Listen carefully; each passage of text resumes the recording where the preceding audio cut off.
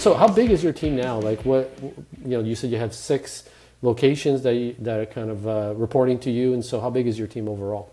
So overall, I average a team of 5 with one, maintenance manager in place. I do have one property that has a team of 9. It's a bigger property, and yeah, it's again, it's that development, it's the retaining, right, and making sure that we retain the right people. So just piggyback again a little on the barcode thing.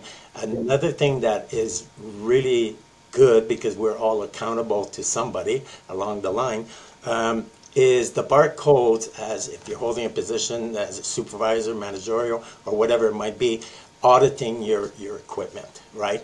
So again, it was a game changer, right? Where making sure that air quality is there, and that would involve replacing filters, making sure your air units are clean. If you have hard water in certain areas, making sure that all those systems are up and running.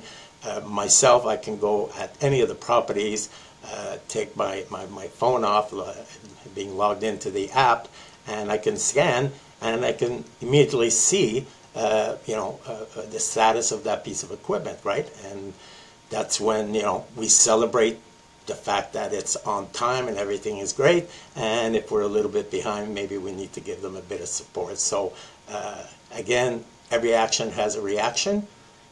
It's money saving at the end of the day, right?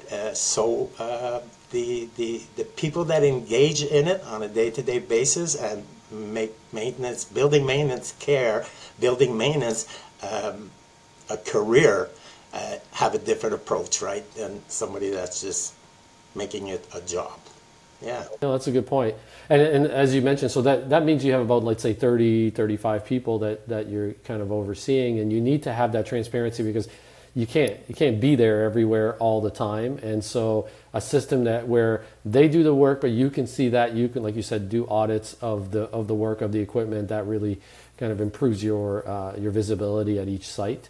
So that's really good information. Now, I remember, so you started, I guess, over 15 years ago with us, and back then technology wasn't an accepted thing in maintenance. We were just trying to break through as far as making people think about maintenance and technology, and you need to use it. Now everybody's kind of on board with that. But what made you an early adopter? Like what's in your background that you were like, I don't care, I want to use this, I think it's valuable?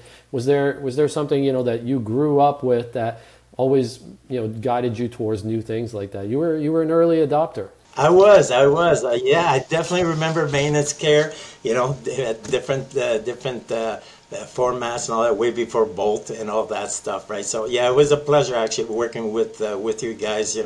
I think we learned from each other a lot. I've always been curious, Dan, right, for as long as I can remember, right? So anything new, I have to I got to check it out, right, and hope it. I remember even, as a young child, right, my father was an engineer, and, I always had to take things apart, which unfortunately I didn't always put back together. So I remember the snowblower and the lawnmower, that didn't go over well. So, yeah, when that was introduced, and it was, kind of showcased as, this could improve, make your job easier. That was a selling point right there, Dan. And yeah, you have to. It's my nature. I have to check it out, right? And yeah, it was definitely a great decision on my part. Absolutely, yeah. It's so funny when you say take things apart, but not always put them back. And it's like you go a little too far, and then you're like, I can't do this. But you're trying to learn how it works. And